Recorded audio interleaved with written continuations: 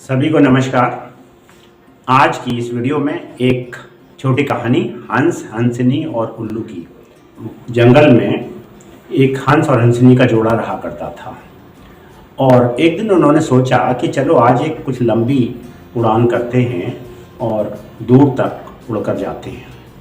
तो वो दोनों उड़ते उड़ते एक जगह पहुंचते हैं और वो जगह वहाँ पर वो देख करके हंसनी कहने लगती है कि अरे ये आप हमें कहाँ ले आए, ये तो बड़ी उजड़ी हुई और वीरान सी और रेगिस्तान जैसी जगह है, न यहाँ कोई पानी का है न पेड़ का है।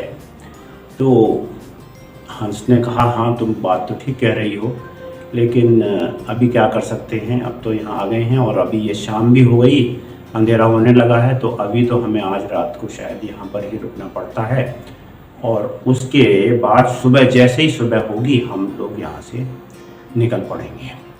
तो उन्होंने कहा ठीक है और एक पेड़ के पास वो पहुँचते हैं और वहाँ पर अपना विश्राम करने के लिए रुक जाते हैं। जैसे ही हंसनी की आंख लगती है तो ऊपर से कुछ आवाज़ आने लगती है, तो पता लगता है कि वहाँ उल्लू बैठा हुआ है। तो उसको हंसनी को बड़ा वो हुआ कि अरे एक तो इतनी ये वीरान सी जगह है जंगल, और यहाँ पर ये रात में ये हमें सोने भी नहीं दे रहे। तो जो हंस ने कहा कि देखो अभी मेरे समझ में आ गया है कि ये जगह इतनी वीरान और उजाड़ क्यों है, क्योंकि यहाँ पर इस तरह के लोग ही रहते हैं। तो वो जो है किसी तरह से अभी रात निकालते हैं, सुबह निकल लेंगे।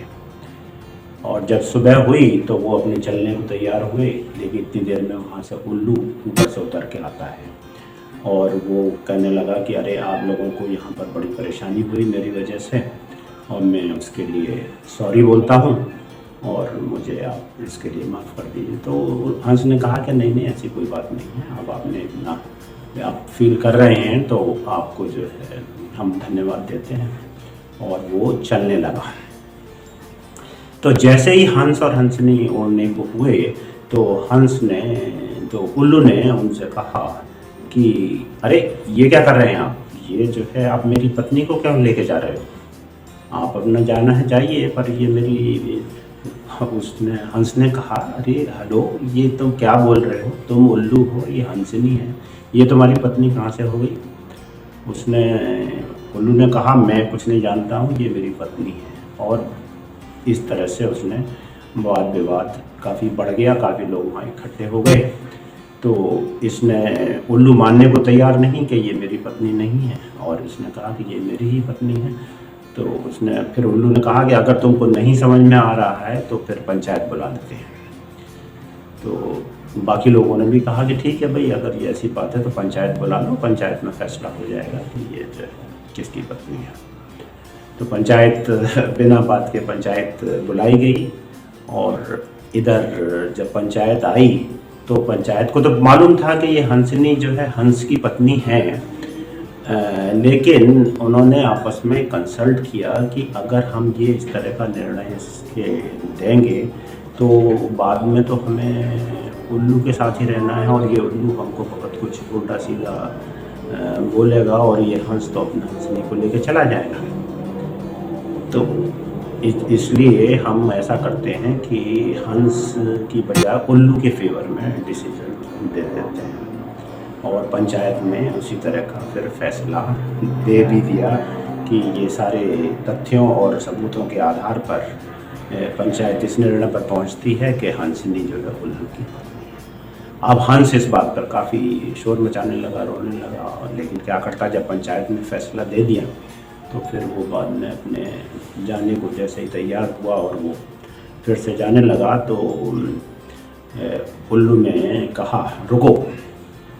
अब हंस ने कहा कि भैया तुमने मेरी पत्नी तो ले ली है, अब तुम क्या मेरी जान भी लोगे क्या, ये किस लिए रुक रहे हो। तब उल्लू ने कहा कि नहीं मित्र, तुम जो है ये पत्नी तुम्हारी ही है, हंसनी तुम्हारी ही पत्नी है, तुम्हारी रहेगी और तुम इसे साथ में लेके जा सकते हो। पर तुम रात में इस तरह की जो बात कह रहे थे कि ये जो एरिया है ये वीरान और जंगल है, ये उल्लू की वजह से है, तो मैं ये तुम्हें बताना चाहता हूँ कि ये ये जो एरिया है इसलिए वीरान नहीं है कि हाँ यहाँ पर उल्लू रहते हैं, बल्कि ये इसलिए है कि उल्लुओं के पक्ष में निर्णय दिए जाते हैं।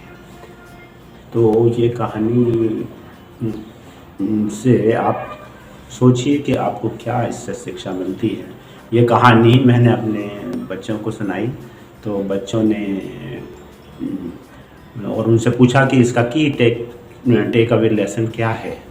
तो सबसे बड़ी लड़की जो ब्रिस्टल यूके में है, उसने वीडियो कॉन्फ्रेंसिंग के माध्यम से उसने मुझे बताया कि इस कहानी से ये शिक्षा मिलती है कि हमें जो वास्तव में दिखाई देता है वो वैसा नहीं होता है, उसको देखने के लिए हमें और गहराई में जाना पड़ता है।